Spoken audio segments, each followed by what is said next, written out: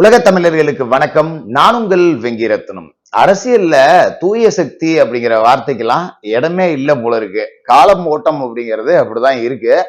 நம்ம தீய சக்தி அப்படிங்கிறத திமுக அப்படின்னு தான் இத்தனை ஆண்டு காலமா பார்த்திருப்போம். ஒட்டுமொத்தமா எல்லாமே தீய சக்தி தான் அரசியல்ல அப்படிங்கிறது தான் இப்ப நடப்புல ரொம்ப நிதர்சனமா ஓடிக்கிட்டு இருக்கு.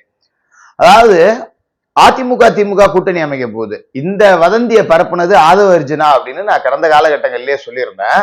ஆனா அந்த விஜய் அப்படிங்கிற ஒரு மனிதரை சுத்தி இருக்கிற அத்தனை பேருமே பிராடு பிள்ளைக்கா பித்தலாட்டமா தான் இருக்கு. இதெல்லாம் பார்க்கும்போது இதே சேனல்ல நான் டிவிகேவுக்கு ஆதரவா முந்தானேத்து கூட வீடியோ போட்டேன். அன்னைக்கு உடனே இன்னைக்கு இதை இப்படி பேசுறேன்னா காசு வாங்கிட்டு பேசுறியா அப்படின்ட்டு மறுபடியும் வந்துடாதீங்க, நல்லா கழுவ ஆரம்பிச்சிடும். அதன் பிறகு என்ன மேட்ரு அப்படின்னா, நேற்று அமமுக எம்எல்ஏவோட ஆதரவு கடிதம் அப்படிங்கிறத நேத்து டிவிக்கேவே வெளியிட்டாங்க. இத பார்க்கும்போது உண்மையிலேயே இவங்களும் தீய சக்தி தானோ அப்படிங்கிற சந்தேகம் நமக்கு வருது. ஏன்னா பாஜக கூட்டணியோட ஆதரவை நாங்க கேட்கவே இல்லை அப்படின்னு சொன்னதும் டிவிக்கே தான். இல்ல நாங்க ஆதரவு கேட்டோம், அவர் லெட்டர் கொடுத்துட்டாரு அப்படின்னு சொல்றதும் டிவிக்கே தான். இது எந்த மாதிரி எடுத்துக்கிறது அப்படின்னு தெரியல.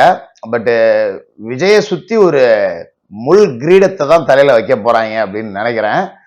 ஆனா சட்டப்படி அவர் தான் பதவி இருக்கணும். அதெல்லாம் நான் எந்த விதமான மாற்று கருத்தும் பேச மாட்டேன், மாத்தியும் பேச மாட்டேன். ஏன்னா மக்களோட ஆதரவு அவருக்கு தான். பட் இப்ப டிவிக்கு என்ன நரேட்டிவ் செட் பண்றாங்க அப்படின்னா, எப்படியாவது மறுதேர்தல் வரணும், நமக்கான ஆதரவு அலை வீசும் போதே மறுதேர்தல் வச்சு நாம பெரும்பான்மையோட ஆட்சி அமைச்சிடணும் அப்படிங்கிறதுக்காக தான் இவ்வளவு டகுல் மாஸ் வேலையும் பார்த்துட்டு இருக்காங்களோ அப்படிங்கிற சந்தேகம் இருக்கு. அதாவது அமமுக எம்எல்ஏ பிஜேபி கூட்டணியில வெற்றி பெற்றவர் தானே, அவர்கிட்ட ஆதரவு கேட்கறதுக்கு நேரா எடப்பாடி கிட்ட கேட்டா நீங்க யாருகிட்டயுமே நிக்கணும்னே அவசியம் கிடையாது, ஒரே இதுல முடிஞ்சிருச்சுல்ல வேலை. ஆனா எடப்பாடி கிட்ட கேட்க கூடாது, அமமுக எம்எல்ஏ தூக்கணும், தீய சக்தின்னு சொன்ன திமுக கூட்டணியில எல்லாத்தையும் தூக்கணும் அப்படின்னா இந்த ஆட்சி அமைஞ்சிடக்கூடாது அப்படிங்கிறதுல டிவிக்கு ரொம்ப உறுதியா இருக்கும் அப்படின்னு தான் நான் நினைக்கிறேன். இதை யோசிச்சு பார்க்கும்போது அப்படிதான் தெரியுது. ஏன்னா இப்ப ஆதரவு அலை இருக்கு. ஐயோ பாருங்க, அண்ணா திமுக திமுக பிஜேபி எல்லாம் சேர்ந்து எங்களுக்கு ஆட்சி அமைக்க விடாம பண்றாங்க, மக்களே நீங்களே நியாயம் சொல்லுங்க அப்படின்னு மறுதேர்தல் நடத்தினா விஜய்க்கான வெற்றி இருக்கு. இது நமக்கே தெரியுது. அப்படிங்கிறப்ப அதிமுகவுக்கோ திமுகவுக்கோ தெரியாமலா இருக்கும், அவங்க விஜய் பெரும்பான்மையை நிரூபிச்சுட்டு போகட்டும் அப்படிங்கிற மனநிலைக்கு தான் எல்லாருமே வந்திருக்காங்க. ஆனா இந்த நேரத்துல டிவிகேவோட செல்வாக்கை குறைக்கணும் அப்படின்னா இந்த மாதிரியான பித்தலாட்ட வேலைகள்லாம் செய்யாம இருந்தாதான் குறைக்க முடியும். ஏன்னா இப்ப விஜய் அவர்களுக்கு மக்கள் ஆதரவு அப்படிங்கிறது இருக்கு. இந்த ஆதரவு குறைக்கணும்னா என்ன பண்ண முடியும்? ஆட்சியில உட்காந்து விஜய் ஏதாவது தப்பு செஞ்சாதான் ஆதரவு குறையும். விஜய் ஆளை விட்டு மக்கள் தேர்ந்தெடுத்தது தப்பு அப்படிங்கிறத மக்களுக்கு உணர்த்தணும்னா விஜய் ஆளதான் விடணும். இந்த மாதிரி வேலைகள்லாம் செஞ்சா மக்களோட கோபம் தான் அதிகமாகும். என்கிட்டயே நிறைய பேர் போன் பண்ணி இந்த மாதிரி இந்த கட்சிகள்லாம் பண்றாங்களே அப்படின்லாம் அழுதாங்க. இந்த நரேட்டிவை தான் டிவிக்கு விரும்புது அப்படின்னு தான் நம்மளால பார்க்க முடியுது. ஏன்னா இந்த டிவிக்கு ஆட்சிக்கு வந்ததுக்கு பின்னாடி அவ்வளவு விவகாரங்கள் அப்படிங்கிறது இருக்கு. இதையெல்லாம் பார்க்கும்போது நான் ஓப்பனாவே சொல்றேன், நிறைய சந்தேகங்கள் அப்படிங்கிறது நமக்கே வருது.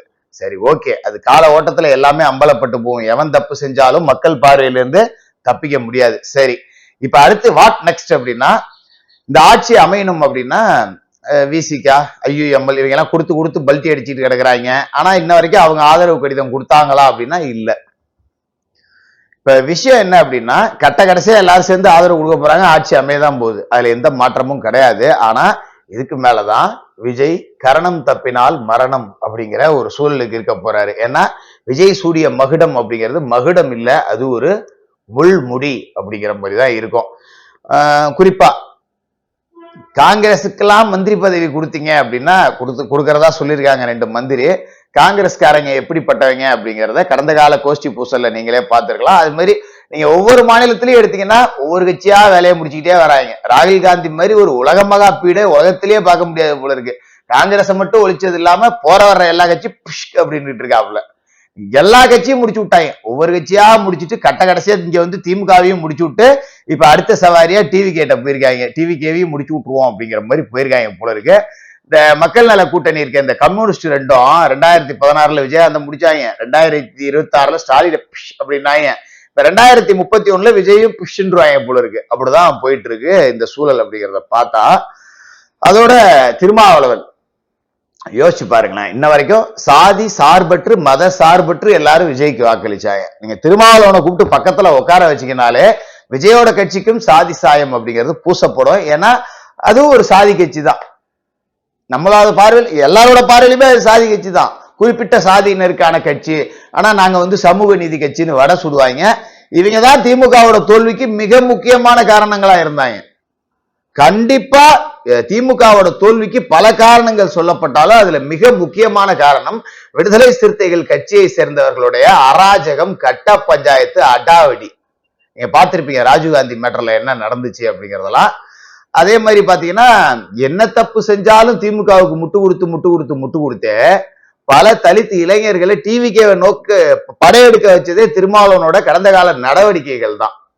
அப்ப இருக்கிற கூட்டணியில எப்படியாவது இந்த கொள்கை அப்படிங்கறதெல்லாம் கிடையாது. இத்தனை நாளா கொள்கை கூட்டணின்னு தெரிஞ்சுக்கிட்டு இருந்தாங்கல்ல. ஸ்டாலினோட ஒரு தோல்விக்கு பிறகு அத்தனை பேரும் ஜம்ப் ஆகுறாங்க அப்படின்னா இவங்களுக்கு கொள்கை இல்ல. ஆட்சி அதிகாரத்தை கொதறி தின்னு அந்த அதிகாரத்தை சுவைக்கணும், அவ்வளவுதான் இவங்களோட கொள்கை. இப்ப ஸ்டாலின் ஆட்சி அதிகாரம் இல்ல, அப்ப யாருகிட்ட போனா சுவைக்க முடியும் அப்படின்னா டிவிகே கிட்ட போனா. அதனால எல்லாருமே வருவாங்க. இது ஒரு பேராபத்து விஜய், மிகப்பெரிய பேராபத்து. இதுல பாத்தீங்கன்னா இந்த கவுண்டமணி காமெடியில வர்ற மாதிரிதான், ஒரு வலைய போட்டு செந்தில பிடிச்சிட்டு ஒரு வரல மீனை பிரிச்சு, இன்னும் வெளியிலேயே வரல, உள்ள இருக்கிறது என்னன்னே தெரியல, அதுக்குள்ள ஒருத்தன் அதோட பல்லு 2 கோடி போகுதுங்கிறான், அதோட எலும்பு 4 கோடி போகுங்கிறான், அதோட எச்சி மெடிசன் அது 10 கோடி போகுங்கிறான். அப்படிங்கிற மாதிரிதான் இன்ன வரைக்கும் ஆட்சிக்கே வரல. அதுக்குள்ள நேத்து விசிகாவினர் பரப்புனதெல்லாம் பாத்தீங்கன்னா 2 சீட்டு பிளாஸ்டிக் சேர்ன்னு சொன்னீங்களே, அந்த 2 சீட்டு பிளாஸ்டிக் சேர் தாண்டா ஆட்சியவே தாங்குது அப்படிங்கிறாங்க.